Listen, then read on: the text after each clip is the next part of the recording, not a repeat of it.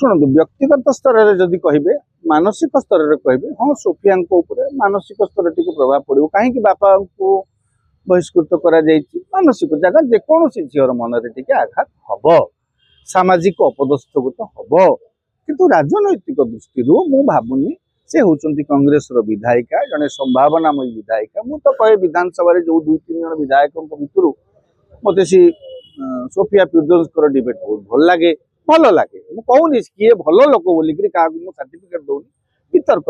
भल लगे अरविंद महापात्र जन नवागत तांकर वितर्क भल लगे आउ किसी लोकंकर वितर्क भल लगे तेणु एमान भीतर संभावना अच्छी मु भावुनी निज भीतर संभावना को क्षतिग्रस्त करने सोफिया फिरदौस केबे भी चाहिए और बापा भी केबे चाहिए झीर संभावना एवं कौन भाव प्रभावित हो कांग्रेस भी केबे चाहिए दल गोटे विधायिका अपदस्थ करने मु भावुची जो 2-3 वर्ष 2 मास पाखापाखि समय अच्छी सुरपुर में किसी असुविधा नहीं मानसिक स्तर में द्वंद्वटा दलीय नेता दलर निष्पत्ति को तो सी नजरअंदाज कौटी कौन करपारती नकर भी पारती किंतु विधानसभा विधायक दलर नेता जी अच्छा रामचंद्र काडाम तांकरी मार्गदर्शन में निहाती भाव काम कर असुविधा हम ना दल सेमती किसी असुविधा पकेब ना कारण गहम गोटी गणता परा हाथ में अल्प विधायक कांग्रेस कहीं विधायक असंतुष्ट कर तेणु मु भावुची विधायिका भाव कम करने कौन असुविधा हेनी हाँ सामाजिक मनस्तात्विक दिगरु से टिके माने प्रभावित हो पार आज्ञा बापा थे कांग्रेस कांग्रेस लोकप्रियता हासिल करते 12 वर्ष विधायक होते झील 12 वर्ष विधायक क्योंकि बापा जेहेतु कांग्रेस छाड़ी झील किसी मन बड़ाई भी कांग्रेस छाड़िया बापा सम्मान नहीं एबे से विषय आपन आलोचना करवाटा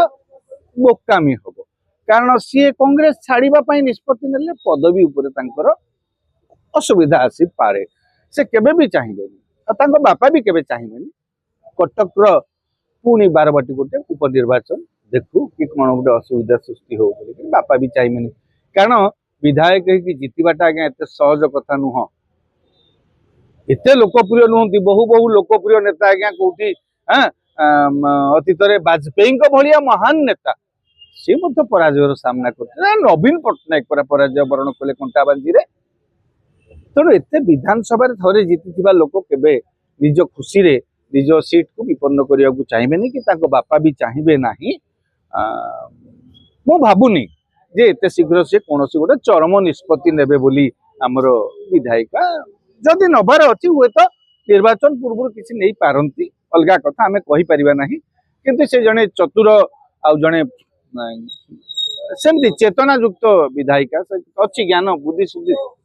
अच्छी केबे कहीं कौन राजनेता निज गोड़े कुराड़ी मारे ना।